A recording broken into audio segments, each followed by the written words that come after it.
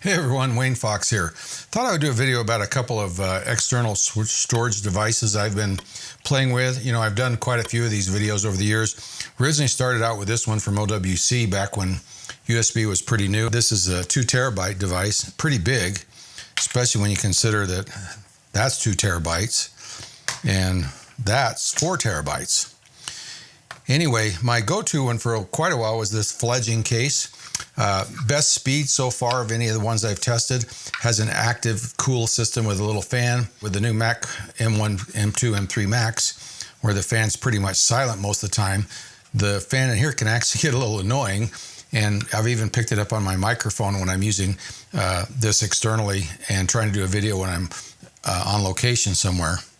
So my go-to one became this Envoy Express. Now, I did a video about this one. I'll link all of the videos up there about the different cases. This one actually is a really good device. Speed-wise, it's not the king. It's definitely not the champ, but it's consistent. It will give you the same speed no matter how hard you work it. I've never seen it slow down, and it doesn't even really get super hot. So I think what they've done is to make it consistent, they've just throttled it just a little bit, and I'm still getting 1,500 megabytes a second.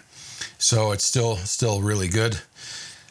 But what I thought I would do is try a couple of other things. So this video is going to be about this Sabrent device that I bought here, and I'm going to talk about why I sent it back without even giving it a try. I do have a video coming up about this really cool Crucial X10, which I really like as well. And in that video, I'm going to talk a lot about USB, the challenges with USB standards, and why this device, even though it should give me 2,000 megabytes a second speed, or 1800 on a Mac it doesn't, and on a lot of Windows computers it won't either.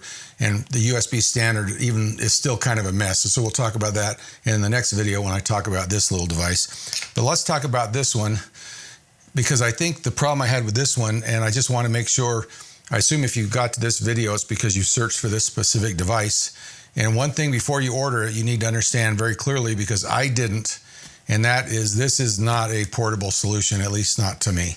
So let's kind of open the box and talk about why. So this says it's a rugged Thunderbolt 3 to NVMe M.2 SSD, tool-free dual enclosure, and that's dual is the part that got me. Now, in my mind, it says rugged, and you don't need to make something rugged if you're just gonna put it on a desk. So to me, it sounded like a portable device. It looks like a portable device. All the pictures on Amazon, it looks like a portable device, because they don't tell you that it cannot use bus power to operate. Let's just pop it open real quick.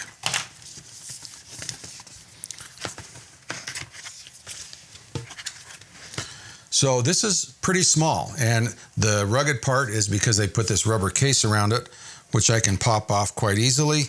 And as you can see, this is not much bigger than my Sabrent device. Same thicknesses, just slightly bigger, and yet it'll hold 2 SSDs, and that's what intrigued me about it. Easy to put the SSDs in. You just pop it open, and then you can put the 2 SSDs right there. I don't know if you can see that or not. Has some heat tape that you put on them, put it back together, and so you can actually assemble this thing in couple of minutes with 2 SSDs. All sounds really good, so I threw an SSD in there, plugged it into my Mac, and nothing comes up. Didn't know why, so I decided to look on the box and on the manual, and as you can see right here, it says, oops, a little still heavy, and that's puzzling me. I wonder why the box was so big and so heavy when I got it, but it says right here, power adapter is required and included. So this is not able to run off bus power of the Mac. Now, I always thought that SSDs weren't that bad power-wise, and the Mac, I think, supplies 15 watts of power through their Thunderbolt 4 ports, USB 4 ports. So I was surprised that it wouldn't drive 2 SSDs, but apparently some SSDs can pull as much as 8 to 10 watts of power when they're at peak. Now, I was surprised at that, but that means if you got 2 of them, you might need more than the 15 watts of power. And I don't know if there's a way to say, well, I might need more, but let's just change it so I never pull more, maybe throttle it just a little bit, because this really is only useful to me if I can throw it in my bag and take it with me. But the problem is, if you take a look at the power supply. That's the power supply. And that doesn't even account the power cord that it goes to. I mean, it's bigger than the device. It's pretty much bigger than my Mac power supply. Now, to me, you'd only need about a 22, 23 watt power supply to handle any SSD combination you put in there, maybe 25 watt. And if I'm not mistaken, a little iPhone Cube one is 20 watts. I'm just not sure why they need such a really big power supply. So that's portable, but that's not portable to me. I'm not going to throw this big old honking power supply in my bag. I'd be happy to throw this in my bag if I had two 4 terabyte SSDs. Imagine two 4 terabyte SSDs, RAID 0, speeds 3,000 maybe, 3,400, and just plug it in. I kind of wish now they could have figured out a way to do it, but the bottom line is I probably don't really need it anyway. So I didn't even put anything in it. I'm not going to test it. I'm just going to send it back to Amazon. If you are working at a desk and you want something that's really fast and you want to put twin SSDs in here, would be, I think, pretty good solution. You get some nice speed.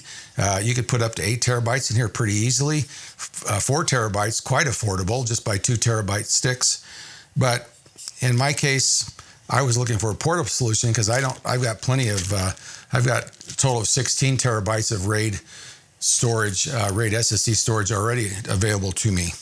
So I thought I'd make the video to warn you if hauling the power supply is not a problem, or if you're not going to haul it, you're just going to have it at your desk. This is probably a really good device. I've had really good luck with Sabrent devices, but you probably need to search on YouTube and see if somebody actually was willing to test it, because I wasn't even going to take the time to test it. I just didn't see any sense in it because it's just a waste of my time. And I wasn't even going to make the video, but I decided, yeah, I might as well make the video so somebody maybe doesn't make the same mistake I do. If you're researching whether you should buy this or not, just be warned, it's not very portable, even though it's supposed to be rugged, which implied to me it was portable. And you really don't see that on Amazon. When you look on Amazon, it doesn't actually tell you have to use the power supply. Anyway, enough for this video. I'll be back in a week or so talking about this one, the Crucial X10. This is one I really like. I will have a link for this one if it's something you can use. Appreciate anybody that uses the links. You know, this is a little hobby for me, and I spend a lot of money on equipment to do these videos, and I don't even make anywhere close to make it up, but I'm having fun. So use the link if you want to buy something. It'll help me out a little bit. Maybe I can buy a new light or something. Anyway, hey, thanks for watching. See ya.